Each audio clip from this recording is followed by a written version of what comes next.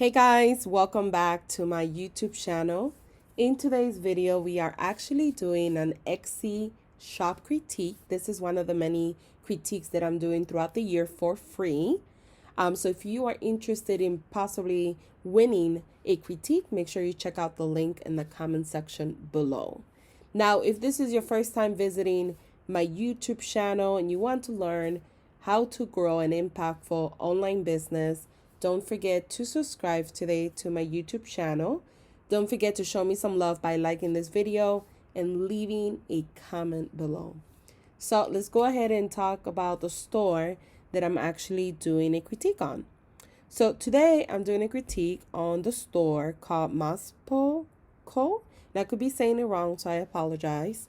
They do hand drawing, stickers, and design. So thank you, Annie, for allowing me to do a critique of your shop. So the first thing I normally do on a critique is that I pick a particular listing, and then from that listing, I break it down into sections. I talk about product photography, I talk about your listing description, I talk about the title, on-page SEO factors, off-page SEO factors, as well as the curation of your shop and the overall branding of your store. So I kind of break it down into sections. That way it's easier for everyone to digest. Now, the listing that I'm doing a critique on today is this one right here. And as you can see it right here, I'm going to zoom into it so you guys can see it a little bit better. Now, the first thing I want to talk about is product photography. It's really, really important that when you sell a product online, because you're selling on an e-commerce platform like Etsy or any other e-commerce platform or your own website, that your photo illustrates exactly what the customer is getting. The customer should be able to look at this photo and know exactly what they're getting with no confusion, and also make sure that your photos are, one, cropped in a complimentary way, but two, showcase the product.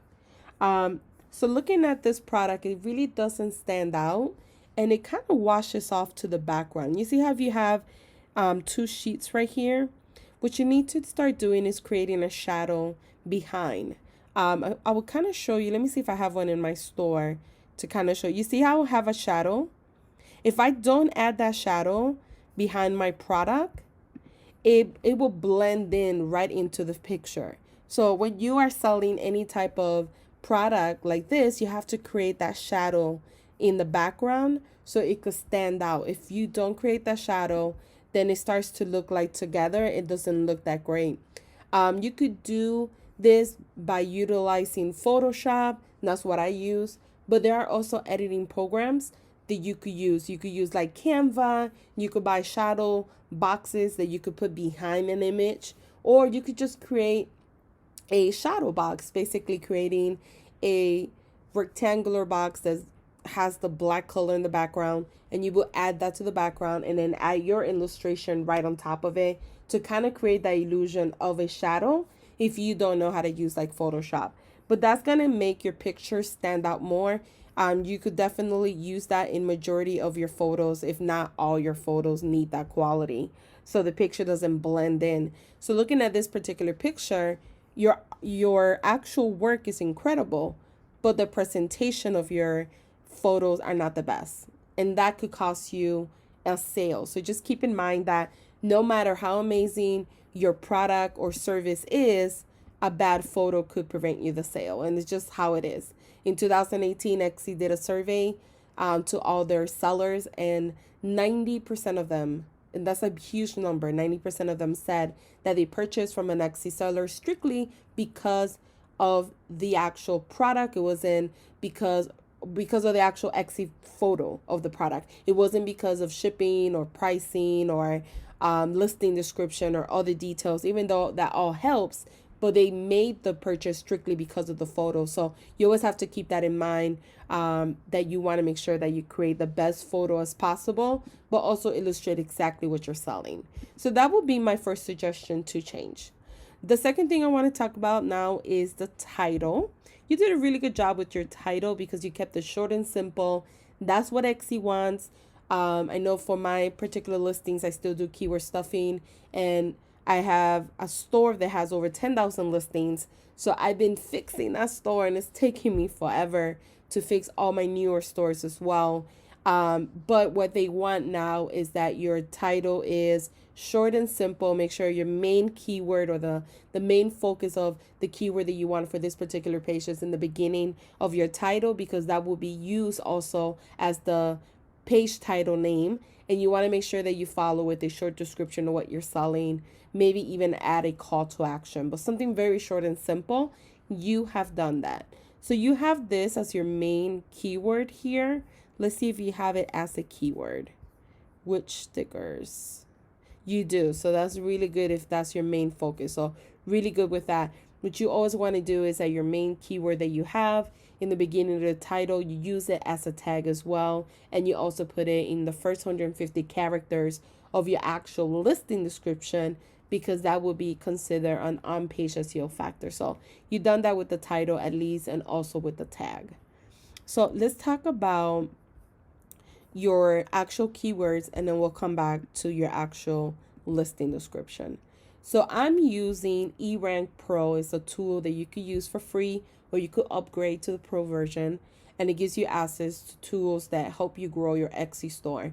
If you guys have never heard of it, I highly recommend to start using it, especially the free part of it, because you're able to use it to grow your Etsy store, and they have a lot of cool tools that will help you do so. So this is the actual listing here, and I opened it, and these are all your keywords at the current moment. So the first thing you want to do when you're doing keyword research, I always tell people, is the first thing is sit down, think about your target audience. Who is your ideal target audience? When they're searching for your products or services, how would they do that on these search results on Etsy? So come up with 10 to 15 keywords that you think this particular customer will search for to find your products.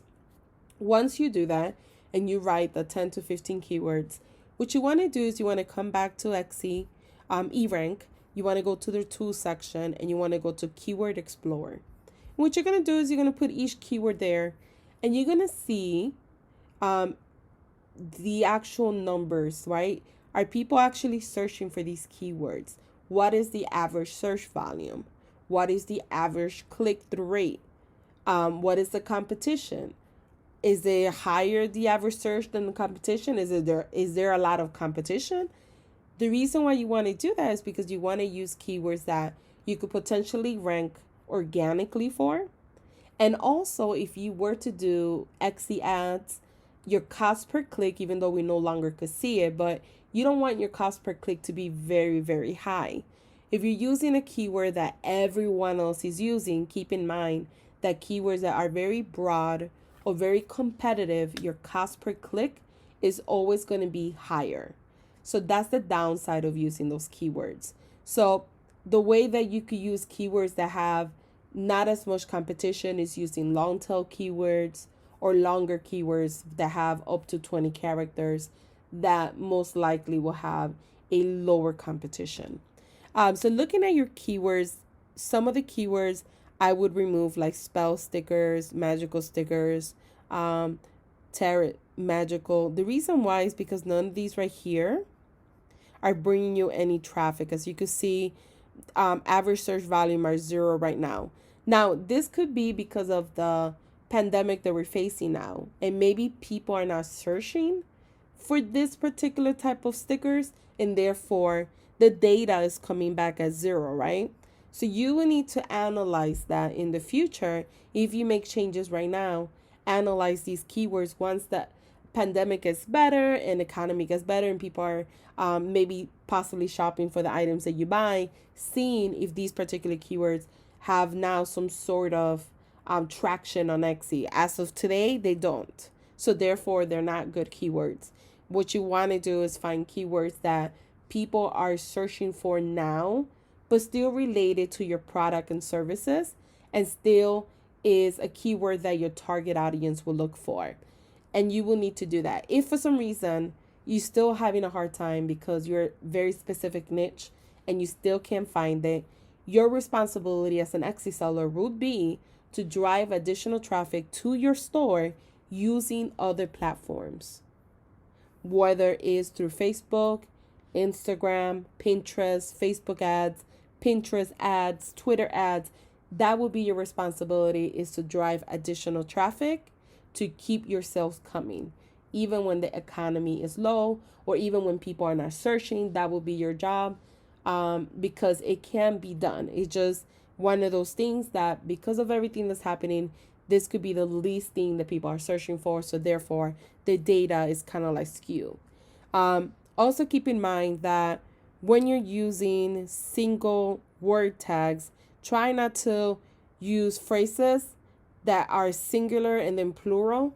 This and this means the same to these three, like almost these three right here mean the same to Etsy. If somebody typed in wish stickers or wish, let's say sticker without the S, Etsy will still pull the plural for them. They will still show your listing. And then these two kind of sound the same. These two kind of sound the same. So you want to start using different keywords for your tags. You don't want to repeat the same keywords over and over and over. If you come down here, we'll tell you examples of how you could change it. This is really nice because this is like an audit of your actual listing. But you definitely would need to switch that up, especially these, because these ain't getting you no traffic at all. This is actually a good keyword here. But these two here are not really that great. So I will remove them as well. And just try to think of other words that people will use when searching for these particular stickers. Don't have the word which in every single keyword, because Etsy will count this and this as almost similar keywords. So you're losing out on additional keywords that you could add. Once you find those keywords that have a high average monthly search with a low competition, you would just go back and redo your keywords. You definitely would need to change them up. Another thing you need to do is, once you have the new keywords, the keyword that has the highest average month search, that's going to be the one that you're going to use as your main focus keyword. You will put it in your title. You will put it in your first 155 characters for your meta description. That will be the main one. The additional keywords, you will also need to go ahead and optimize your listing description with the additional keywords. So that way you could, whenever the algorithm, anybody types in these keywords in the algorithm will take notice that your store have these particular keywords, and that's going to help you rank up higher in the search results. That's going to give you visibility, and it's going to drive more traffic to your store. I don't see that you have optimized your listing for SEO, so you definitely need to do so. In addition, what you want to do is add links, like hyperlinks, to other particular areas in your store. If you have matching items, if you have similar items that you think your potential customer would like, add those links in your actual listing. I would say 1 or 2 links. The reason why is because you want your customers to engage with your listing and engage with your store. The longer they stay in your store shopping, browsing, the higher the probability that they will go ahead and buy from you. So adding these additional links will definitely increase the click-through rate of them buying. So definitely do that as well. Your listing description looks pretty good, but what I would do is add a little bit more information. 1, make it more engaging.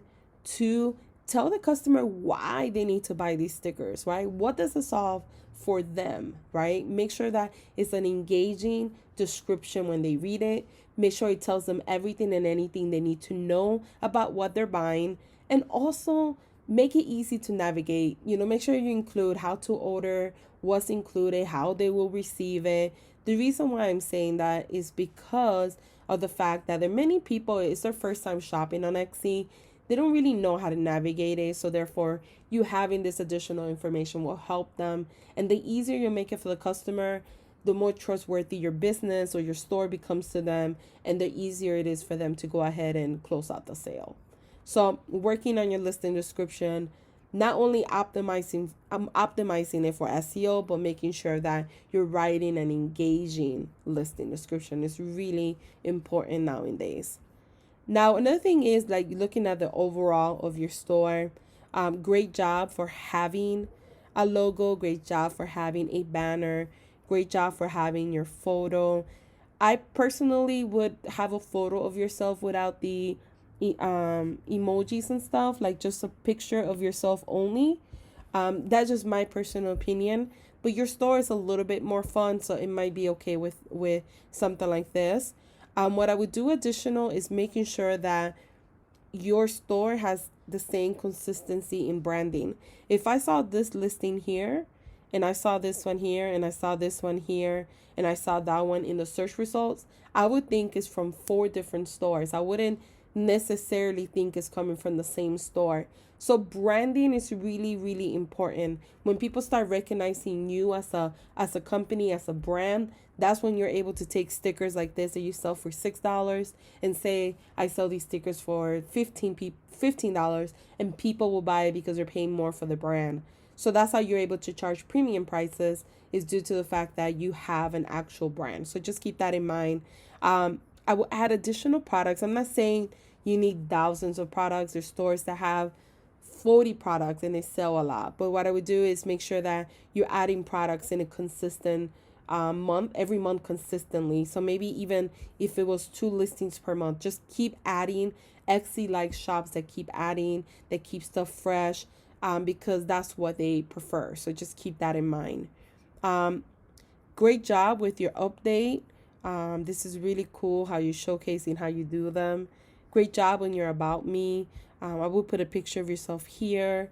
I will possibly even do a picture of you, maybe even your table or your desk, right here in your about me section. Great job for connecting your other accounts. That's really cool. I'm gonna go ahead and be friends with you on Instagram. Cool. There we go. So yeah, great job for that.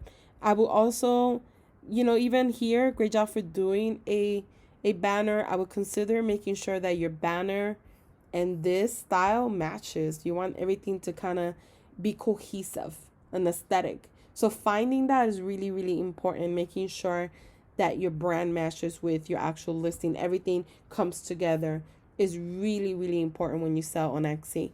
I think the biggest takeaway for your store is, 1, SEO. Finding your target audience is really important, understanding who is. And 3, optimizing your listings for SEO. If you optimize your listings for SEO, you will get additional traffic and you will get a boost of visibility from the search results. So that's going to be big for you. And then I think 4th, maybe branding a little bit more. You could look up videos on YouTube. There's so many information out there about branding and having a aesthetic shop that looks the same. And when people see your different products on the search results, they will recognize your brand. That's really, really big if you ever want to scale your business to the next level. If you guys have any questions or any suggestions for Annie, please leave them in the comment section below. And thank you everyone for watching.